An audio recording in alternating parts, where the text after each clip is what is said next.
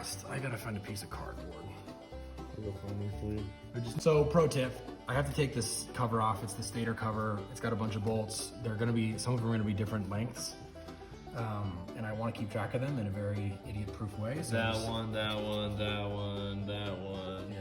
So I just took a piece of cardboard and I punched holes into it in a relatively similar sized fashion. And then I just stuck them all in the cardboard and now I know exactly where they go when I put it back.